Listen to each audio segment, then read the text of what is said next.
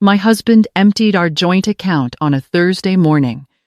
$43,000. Gone before I finished my first cup of coffee. He sent me a text at 9:17. 4 words, "Good luck without me." He had taken a bag, his laptop, and the belief that he had just left me with nothing. He was half right about the bag. He was completely wrong about everything else. My name is Serena Walsh. I am 38 years old. I am a licensed contractor and the sole owner of a residential construction company I started 6 years ago, while my husband was telling people he was the one who handled the finances in our family. What he emptied that Thursday morning was the joint account we used for household expenses. It held $43,000. What he did not touch, what he did not know about, was the business account, the equipment trust, the property holdings, and the reserve fund I had been building in my company's name for 6 years. Drop your city in the comments right now. Tell me what time it is where you are. And stay with me until the end, because the look on my husband's face when his attorney received our financial disclosure is something his attorney described to my attorney as a significant moment of recalibration. My husband, Derek Walsh, was a regional sales manager for a construction materials supplier. We had met through the industry. He sold supplies. I built things with them. In the early years, it was a good combination. We understood each other's work. We talked about the business over dinner. He brought leads sometimes, and I was grateful. Then Derek's understanding of our finances developed a significant error. The error was this. Derek believed that because he handled the joint household account, paying the mortgage, the utilities, the groceries, he was the financial foundation of our marriage. He said this in several ways across several years. He said it directly sometimes. More often, he said it in the way people communicate assumptions, without stating them in the way he spoke to his friends about how he kept things running, in the way he positioned himself at family gatherings as the provider, in the way he occasionally reminded me that my little business was a nice hobby, but that he was the one making sure the light stayed on. He was not making sure the light stayed on. I want to be precise about the numbers, because the numbers are the story. In the year Derek sent that text, my company generated $847,000 in revenue. After expenses, payroll, equipment costs, and reinvestment, the net income that flowed from my business into our household was $312,000. Derek's salary that year was $94,000. He had been telling people he kept the lights on while contributing approximately 23% of our household income. The other 77% came from the business he had spent 6 years not asking about. What Derek did not understand, what he had never investigated, despite working in the construction industry, was that my company had been growing steadily for 6 years and was now generating annual revenue that was more than 3 times his salary. I had not hidden this from him out of strategy. I had shared financial updates in the early years. He had not been interested.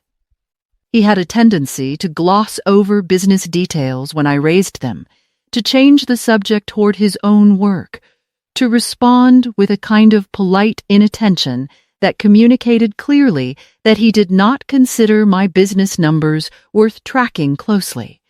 So I stopped sharing them. And I kept building. Here is what building looked like across 6 years. Year 1, 2 employees, 12 projects, $180,000 revenue. Year 2, 4 employees, 21 projects, $310,000 revenue. Year 3, 6 employees, 31 projects, $490,000 revenue. Year 4, first commercial vehicle purchase, first equipment acquisition, $620,000 revenue. Year 5, first investment property through the business entity, 47 projects, $740,000 revenue.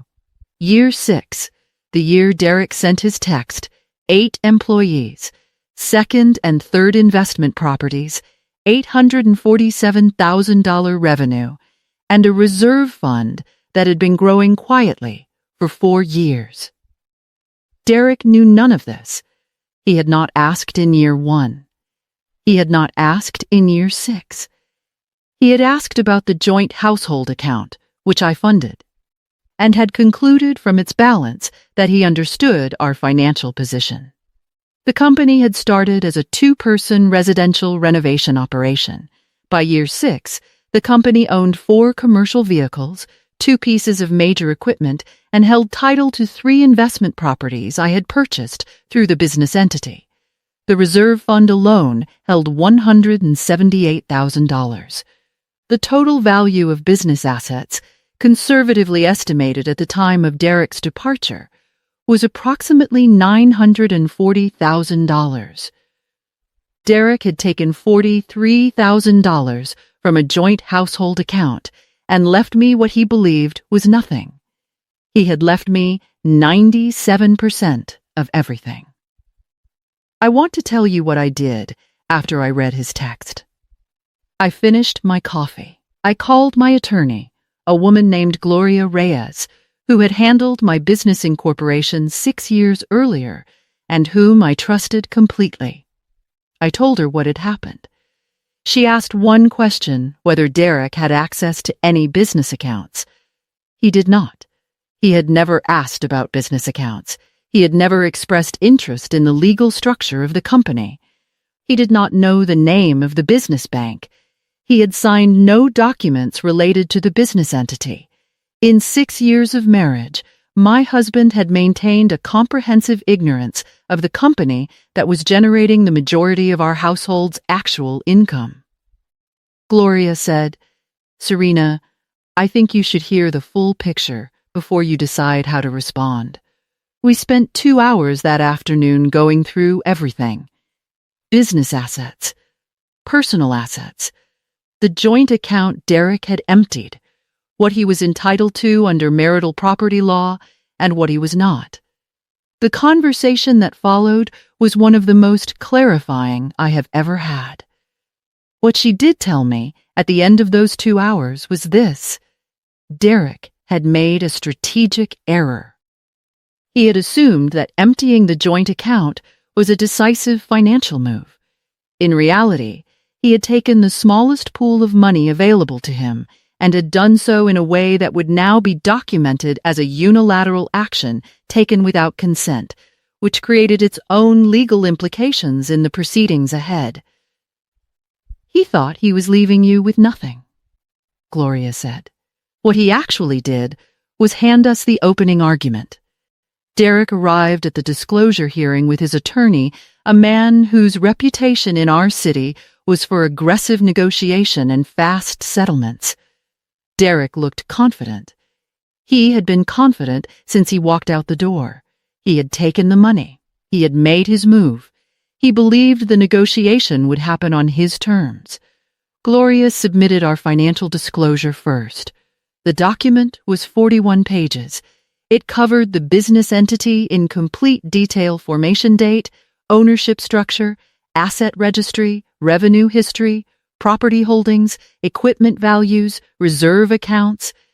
Everything that Derek had spent 6 years not asking about was now on paper in a format that left nothing ambiguous.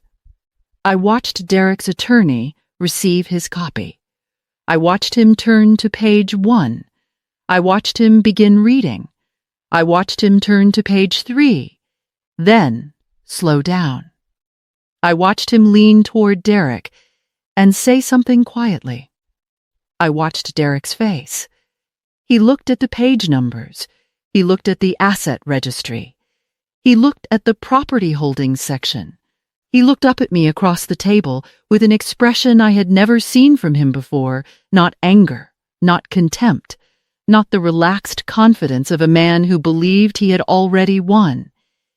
He looked like a person who had just realized the game he thought he was playing was not the game that had actually been in progress.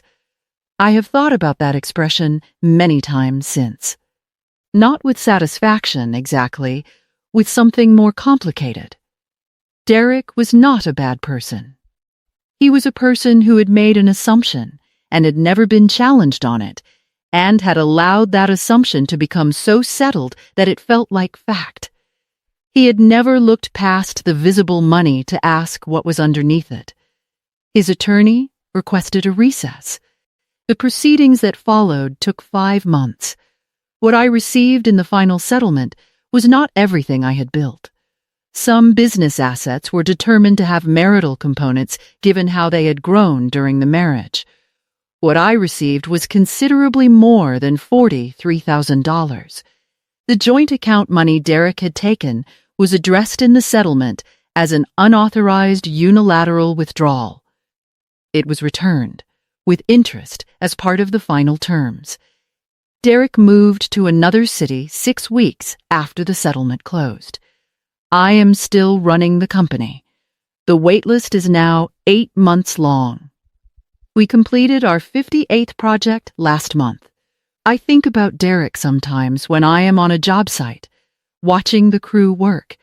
I think about the 6 years he spent in the same industry, selling materials to contractors like me, without ever asking his wife what her revenue looked like, or what the company owned, or what it was worth.